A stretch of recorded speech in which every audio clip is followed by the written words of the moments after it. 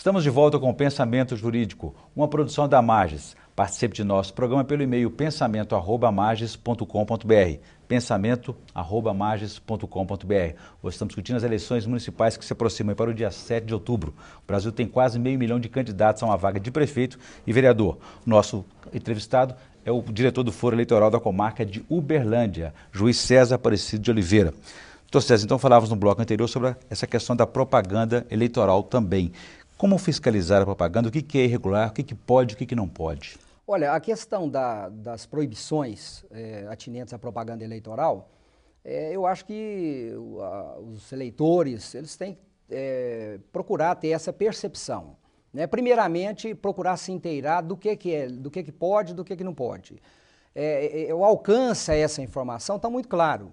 É acessar o site do TRE, porque lá no site TRE tem, acessar a internet, procurar saber, se tiver alguma dúvida, buscar junto aos órgãos da Justiça Eleitoral, pode ligar no cartório eleitoral se tiver alguma dúvida sobre alguma coisa irregular, que o eleitor acha que é irregular. Mas assim, hoje nós temos quase que um conhecimento generalizado, a maioria das pessoas medianas tem um conhecimento do que pode e do que não pode. E tudo será feito para até atrair o voto ou manipular esse voto do eleitor. Qual a relação que o voto tem com a corrupção? Essa participação é importante, esse esclarecimento é importante para o eleitor conhecer neste ano? Às vezes o eleitor ele não mensura, né? Não tem capacidade de estimar qual que é a consequência do voto. E nós podemos dizer que no Brasil, de 46 a 95 bilhões de reais é o déficit estimado que a corrupção traz para os cofres públicos. E a partir daí vai faltar evidentemente verba para a saúde, vai faltar evidentemente verba para a educação, esses percentuais vão ser menores, e isso vai refletir na sociedade como um todo, né? As pessoas vão sentir esse reflexo e às vezes eles não sabem que isso tudo está acontecendo em virtude da necessidade de cobrir esse déficit que a corrupção traz para os cofres públicos. Muitas vezes, até em função disso, algumas pessoas adotam um estilo de protesto, um voto de protesto de não participar, fazer um voto nulo. O que você acha disso? Não, é positivo? Eu acho assim, isso aí é péssimo para a democracia, porque a democracia tem que ser um processo legítimo, ela tem que ter a legitimidade do voto consciente do povo. Então, um voto de protesto, um voto nulo ou um voto branco, na verdade, não é o exercício da plenitude da cidadania. O eleitor, quando age dessa forma, na verdade, ele está com todo respeito, eu entendo que a atitude dele é uma atitude de omissão, de negligência. Está transferindo o direito dele de escolher. Transferindo a responsabilidade para outras pessoas e, às vezes, um mal político, ele vai se beneficiar com essa conduta negligente, né?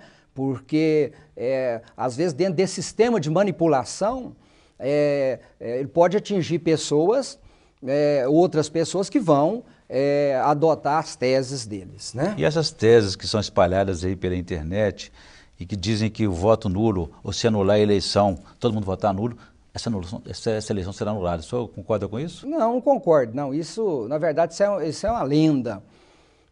Na verdade, isso aí são falsas informações que estão circulando por aí, né? Nós precisamos nos ater ao principal, precisamos nos ater à nossa responsabilidade, né? E quando um juiz vem falar num programa de televisão a respeito da necessidade de conscientização do eleitor, é porque a magistratura hoje ela tem um papel social, ela sempre teve esse papel social, mas ultimamente a magistratura ela vem resgatando esse papel social do juiz como um agente transformador da sociedade, não evidentemente com o intuito de interferir na vontade do eleitor, mas com o intuito de conscientizar o eleitor a respeito da sua obrigação, a respeito da necessidade de votar corretamente. Então o juiz tem outro papel, além de conduzir o processo eleitoral, também de protagonizar uma melhor escolha para a sociedade. Tem, tanto é que a AMB que foi uma das principais entidades que encabeçou a campanha pela lei da ficha limpa, pela criação, pela aprovação. Então, a MB esteve presente, né, nesse processo, juntamente com mais de 46 ONGs, né, juntamente com aquele movimento de combate à corrupção eleitoral. E essa discussão, outra polêmica, se o voto deve ser obrigatório ou não, você acha que o Brasil está preparado para essa discussão, para essa mudança? Não, a discussão eu acho que ela deve existir sempre, né? Nós temos que, o fomento das ideias tem que ser algo constante.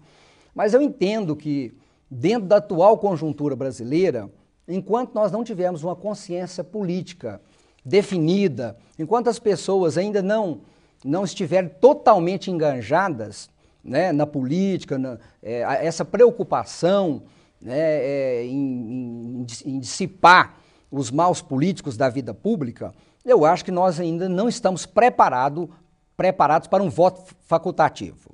E essa fase agora, doutor César, de inscrição do registro das candidaturas, indeferimento e essa análise toda, como é que está esse processo dentro da Justiça? Olha, o prazo final para julgamento dos pedidos de registro de candidatura foi no dia 5 de agosto. Mas nós temos algumas nuances, né, de ordem técnica. Nós temos as candidaturas que foram feitas de forma individual e essas... o prazo foi um pouco maior, dia 8 de agosto, e também temos a questão das substituições, porque nós tivemos indeferimentos de registro de candidatura e a partir dos indeferimentos, os partidos e coligações, estrategicamente, uns optaram pelo recurso e outros optaram pela substituição dessas pessoas que tiveram os seus pedidos de registro deferido. Mas assim, os prazos são muito exíguos, o processo eleitoral ele é muito dinâmico, ele é estático, os prazos são peremptórios, correm aos finais de semana. Então eu posso falar que, de uma forma geral, a Justiça Eleitoral está trabalhando a contento, né? E que nós vamos conseguir fazer isso tudo dentro do espaço mínimo de tempo possível. E como fica essa sobrecarga de trabalho? A Justiça Estadual acumula a Justiça Eleitoral. Dá para fazer esse trabalho todo? Cria dificuldades?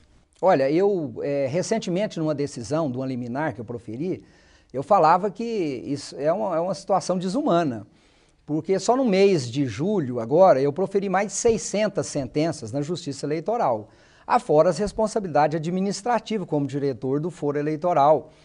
E nós ainda temos que encarar uma pesada realidade, principalmente na comarca de Uberlândia. Eu sou juiz de vara civil, há 15 anos que foi instalada a última vara civil, então uma distribuição desumana, uma cobrança desumana, e apesar da prioridade legal dos feitos eleitorais, o juiz não pode deixar de atender a sua jurisdição comum ali, a jurisdição do dia a dia. Adiar a justiça comum. Não pode, todos têm direito, né? Vou fazer um novo intervalo para a gente falar no próximo bloco sobre o Instituto da Reeleição, como é que isso, os efeitos sobre isso, sobre o processo eleitoral e o trabalho da Justiça Eleitoral também. A gente volta em instantes.